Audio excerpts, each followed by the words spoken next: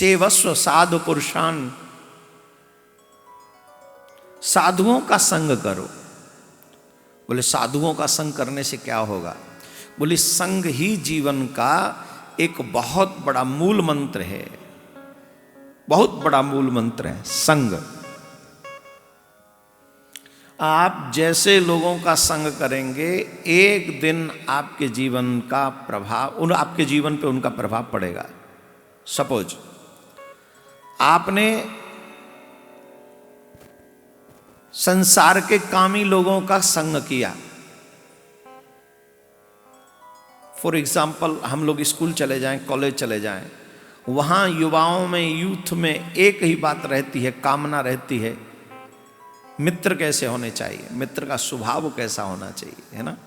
वो सारी बातें, लड़के हैं तो लड़कियों की, लड़के हैं तो लड़कों की बातें होती रहती हैं। क्यों? क्योंकि संग ऐसा, हमारा मन उनकी तरफ भाग रहा है। गए हैं पढ़ने, पढ़ने से कोई लेना देना नहीं है, लेकिन हमारा मन कहाँ है? बोले लड़की में और लड़के में, स्त्री में और पुरुष में। क्यों? ऐसे लोगों का संग कर रहे हैं। दूसरा, आप शराबी का संग करो, आप किसी शराबी का संग, चाहे तुम कभी मत पियो, लेकिन तुम्हें शराब की बात करने में इंटरेस्ट बढ़ने लगेगा। एक दिन तो कभी ना कभी एक आध चम्मच वो पिला ही देगा तुम्हें, वो भी ये कहकर अपने दोस्त की खातिर तुम ये कर लो, एक आध दिन तो पिला ही देगा। तुम किसी जुआरी का संग करो, 1 दिन करो, 10 दिन करो, 20 दिन करो, एक ना एक दिन वो तुम्हें पत्ते डालना सिखाई देगा। पासे कैसे डालने हैं, ताश कैसे खेलना है, पत्ते कैसे, एक दिन तो सिखाई देगा वो। एक दिन तो तुमको पत्ते खेलना हाथ में आ ही जाएंगे वो। क्यों? क्योंकि तुम उसका संग कर रहे हो। वैसे ही आप किसी संत का संग करो। अगर आप किसी संत का संग करोगे, मे भी देर से ही सही, पर मैं गारंटी से कहता हूं, एक दिन वो आएगा कि तेरे माथे पे तिलक भी दिखेगा, गले में कंठी भी दिखेगी, हाथ में कलाबा भी दिखेगा, और कभी गलती से ही सही एक बार तो तेरे मुंह से निकल ही जाएगा, क्या?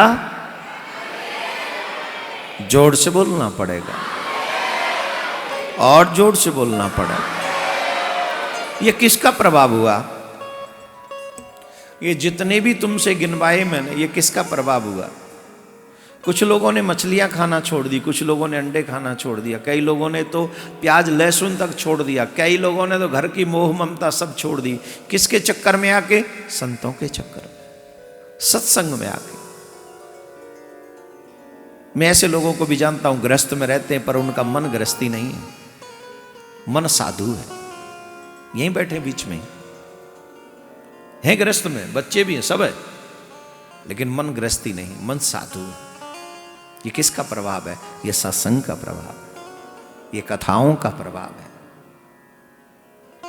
क्षण संगिन साधुसु, हम लोग जो ये कह के बच जाते हैं कि ये तो रोज हम लोग कथा सुनते हैं, इनमें कोई बड़ी बात नहीं है, ये हमारी मूर्खता है, बहुत बड़ी मूर्खता।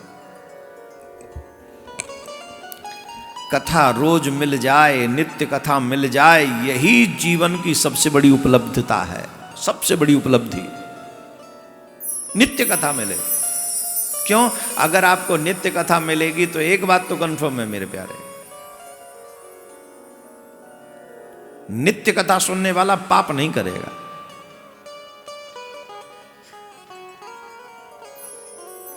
क्योंकि कथा तुम्हें ठीक उस घोड़े की तरह है, जिस घोड़े की लगाम लगी हुई है, सवार पीछे बैठा हुआ है, अगर रोड छोड़ के इधर उधर भागेगा तो लगाम खींच दी जाएगी।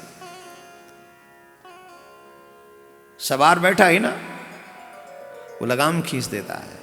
वैसे जब आप कथा सुनते हो तो ये कथा आपको लगाम की तरह बाध्य रखती है कि सीधे चलो, गलत रास्ते पे चलोगे तो तुम्हारे सद्गुरुदेव ज्ञान की धारा के माध्यम से, भागवत की कथा की लगाम के माध्यम से तुम्हें बार बार जगाते रहेंगे कि नहीं, गलत दिशा में नहीं, सही दिशा में चलो।